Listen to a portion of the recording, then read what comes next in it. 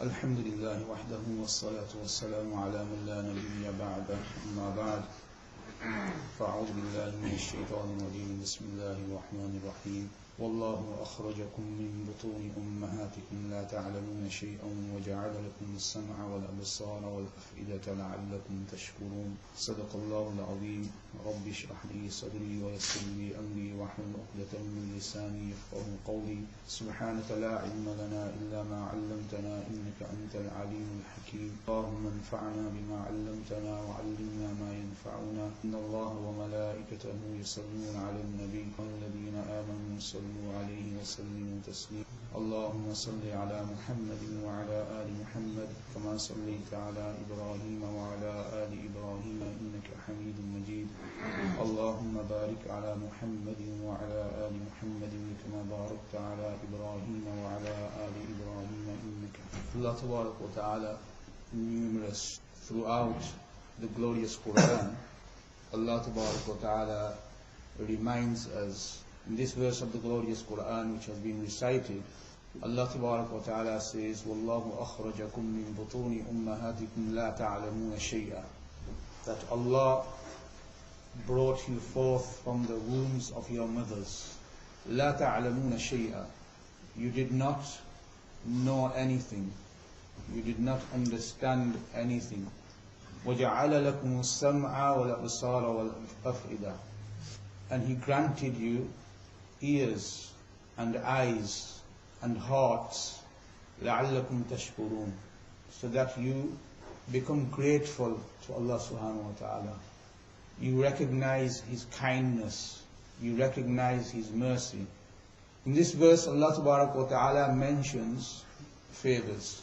And these favors are such, millions of other favors of Allah Tabarak wa Ta'ala depend on these. If a person does not have eyes or cannot see, then this person will be deprived of numerous favors. Likewise, a person who does not have the ability to hear will be deprived from numerous and uncountable favors. A person who does not have intellect, aql, an insane person, how many favors will he be deprived from? The favors that Allah Ta'ala mentions in this verse are those through which a person can acquire knowledge, acquire understanding, acquire information. First of all, Allah Ta'ala mentions two of the three senses. We all know that every person has five senses. Allah Ta'ala mentions two of those senses, hearing and seeing. Through hearing and seeing, a person can acquire much knowledge, much ilm, much information, much understanding. And then Allah Ta'ala, after mentioning these two senses, Allah Ta'ala mentions intellect, aql. Through intellect, a person is also able to acquire much knowledge and information. As far as the five senses are concerned, we are all aware that they have limits. They have limits, they have restrictions. They have boundaries beyond which they fail to operate. A person's sight has a limit. A person's hearing has a limit. I can see to a certain extent, and beyond that I cannot see. I can hear, but I can hear to only a certain distance. Beyond that distance I am unable to hear. These five senses have their limits, have their boundaries, have their restrictions. And we are also aware that as far as these five senses are concerned, it would be foolish of a person to use one sense or try to use one sense in place of another sense.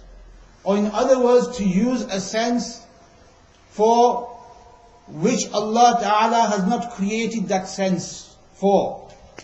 To use it for that purpose for which it was not created.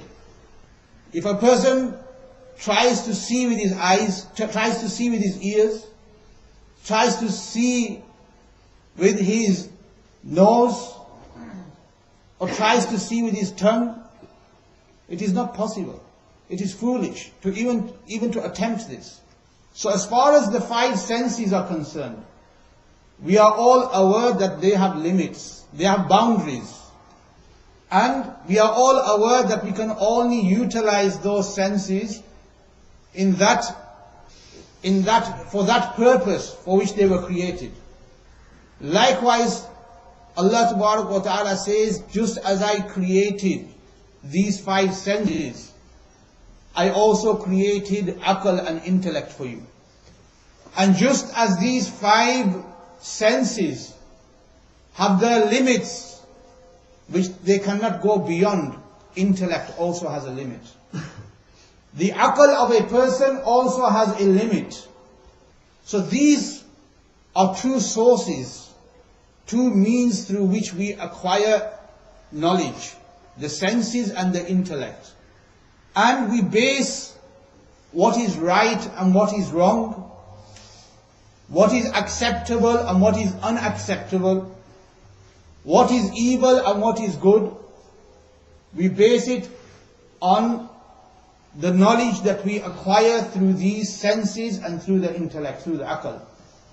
Now as far as a disbeliever is concerned, one who does not believe in the existence of Allah Ta'ala, does not believe in the divine scriptures, that is his limit.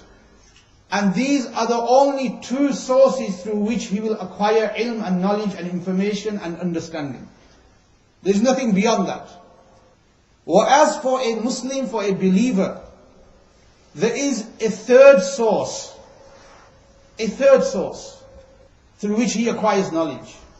And in fact, that third source begins at that stage where the senses and the intellect fail to go beyond. Where the aql finishes and the aql cannot comprehend anymore, cannot understand anymore. Where the senses fail. That is where that third source begins, and that is wahi and revelation. Now we have two groups of people. In one camp, we have those who base their entire understanding of what is right and wrong, what is acceptable and unacceptable, on their intellect. They feel that there is no need for divine revelation, there is no need for wahi, for guidance, there is no need for this. And on the other hand, we have in the other camp those who believe that intellect, just like the five senses, can only go to a certain extent. And it has a limit, and we cannot use our intellect beyond that limit. These are the believers. Now to understand this, the intellect and the aql, this is extremely deceptive, it is extremely misleading.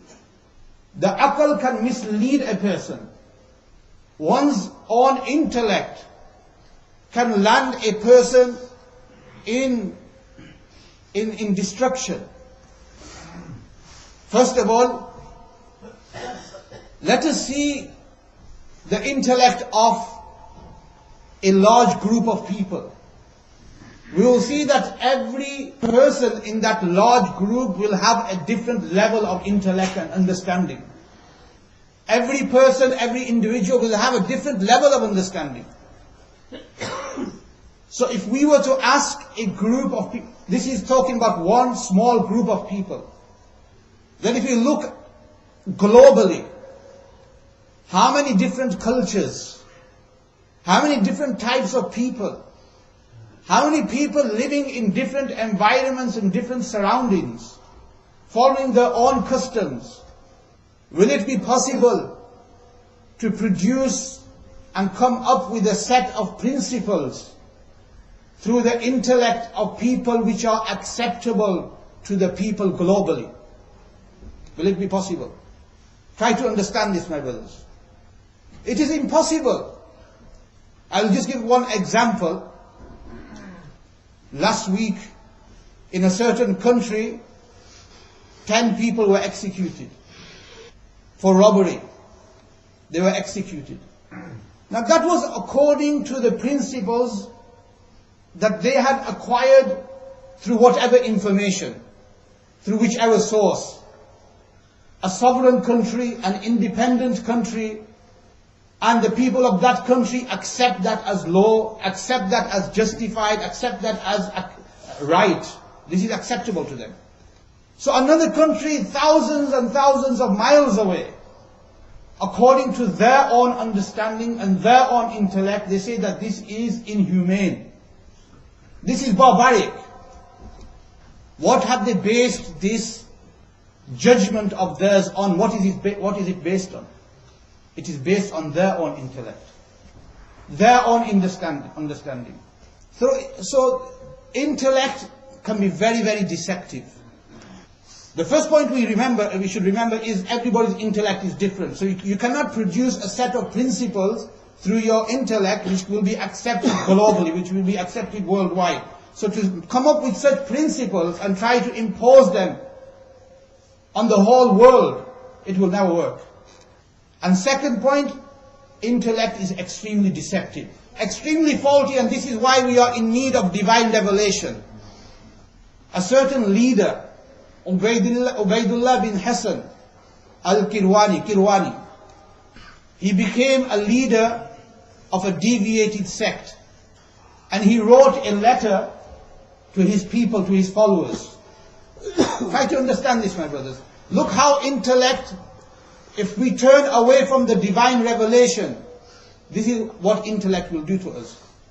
He wrote a letter to his followers, and he said, and he tried to justify the marriage to one's own sister. He justified through intellect, through rational arguments, marriage to one's own sister. What did he say? He said, why should one go out of the house and find a stranger, someone that a person is not acquainted to, a person does not know, and bring a total stranger into the house when one has his own sister in the house? Why should a person give his wealth, a share of his wealth, to a total stranger? That wealth should be given to one's own sister. If a sister can fulfill the other needs of a brother, if she can clean the house, if she can cook for the brother, then can she not satisfy his sexual desire? Can you argue that with that? Can you argue? Can you give me rational arguments to tell me this is not right? This is where we are in need of wahi and revelation. And when we depend on our aql and intellect, this is what will happen. I chose to do this talk this morning or last night, and today I was handed a letter just before the Jumuah Bayaan. And in it, there is a respected Honorable Mufti Sahib, Damud Barakatum from Blackburn. He has said that there are advertisements going round for us to support same-sex marriages. This is based on intellect and aql. When a person leaves the divine revelation, then this is where it leads. This is where it leads. So the aql, it is highly deceptive and it is highly misleading. We are in need of the divine revelation. And the point I'm going to make at this time, in the presence of wahi, keep this in your mind. In the presence of wahi, in the presence of revelation, which means in the presence of a Quranic verse, in the presence of an authentic hadith, in the presence of the lifestyle of Rasulullah sallallahu alaihi wasallam, in the presence of when we become aware of what the Prophet sallallahu alaihi wasallam did throughout his lifetime, it is impermissible to use our intellect in the presence of that. Today we hear many doubts, many questions raised regarding the hudud in Islam, the punishments that Islam has prescribed. That is where our intellect comes to an end. That is where divine revelation begins. We hear shubuhat and questions raised about hijab, about segregation of the sexes, about why women should remain at home, why women should not be allowed to go out freely and work. Shubuhat. Once we have wahi, once we have revelation, once we have the lifestyle of Rasulullah sallallahu alaihi wasallam, it is impermissible to use our intellect. Remember this. It is impermissible to use the intellect. So once we leave the divine revelation, and this, a Muslim will always be in need of divine revelation, in need of wahi. That is why it is important to learn what the wahi is, what the Quran and Hadith are. And if we leave the Quran and Hadith and we base our judgments purely on our intellect and what we understand, then this is what will happen. The last point I will make, these are same-sex marriages, and other things as such. We have the freedom to express our speech in this country. And Islamically it is allowed also. So what will be next?